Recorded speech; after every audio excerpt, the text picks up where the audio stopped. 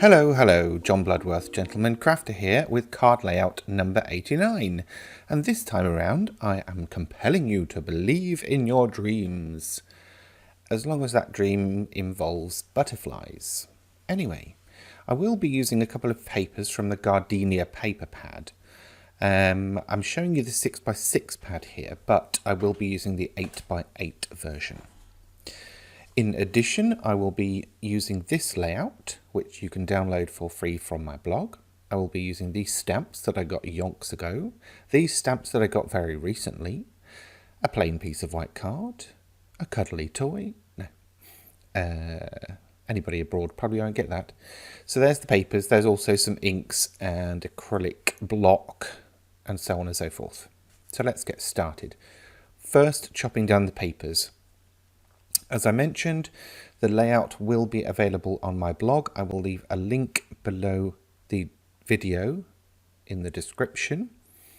So you can head over there and download and print it if you wish to, or just save it digitally for a little bit of inspiration for those days where Mojo has gone.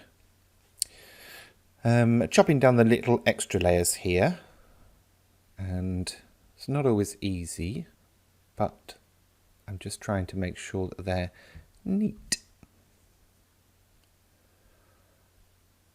How are you getting on with these? We're literally only 11 layouts away from 100. I have been trying to decide whether to cut this off at 100 and start again next year, or to carry on this year, or whatever. Let's see how the next 11 go. Got a lot on before Christmas. I've got extra workshops to do for the scan and cut. I've got more videos for YouTube for other things as well. I'm trying to learn some 3D design software. Oh, it's all go here. How are you? What have you been up to? Are you double jabbed yet? I am. Don't feel any different, to be honest. Thought I'd speed this bit of the video up just because, well, more than normal, just because it's me sticking bits of paper down, and I think you've got the idea of that by now. But as ever, I'm using the Pinflair bookbinding glue, as it is brilliant for paper crafts in so many ways. I just can't list them. First time stamping with this particular stamp, although I am a big fan of visible image stamps. I always find though with long stamps like this, they can sometimes go on a bit wonky.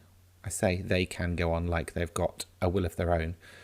I sometimes put them on the acrylic block wonky.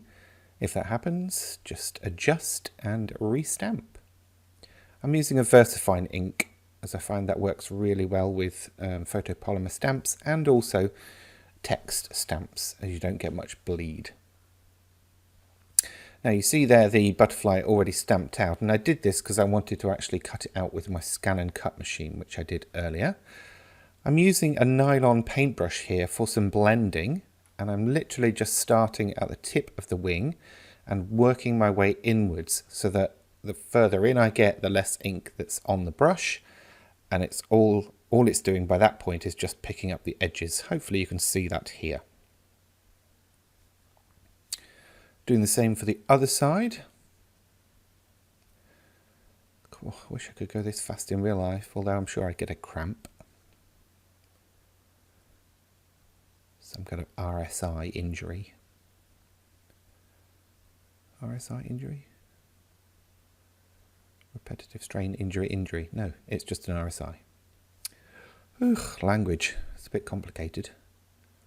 I don't really talk to that many people these days. Not verbally anyway. Do a lot of typing. Right, okay, so I'm just chopping down the sentiment now. I kind of decided halfway through making this that I wasn't going to overly titivate, but I did decide to blend on the edge of the sentiment, and I chose to use the blending sponge for this, as I had more control over where it went. There you go. Blendy, blendy. A bit of ink on the table, never mind. It's a freshly vinyl table as well. Have you noticed I got rid of all the tears in the ink? All you do is peel off the vinyl and stick another sheet on. Anyway, using foam pads to lift up the wings. and I'll be using glue down the centre.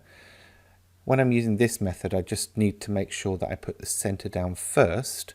Otherwise, if I put the wings down first and then try and push the centre down, it will curl up the edges of the card and pull them with them. That's a bonus tip for you there. Looks like it's time to break out another pack of sticky fixers. I buy these in bulk off Amazon now. Can't believe how many I use in a year. It's ridiculous.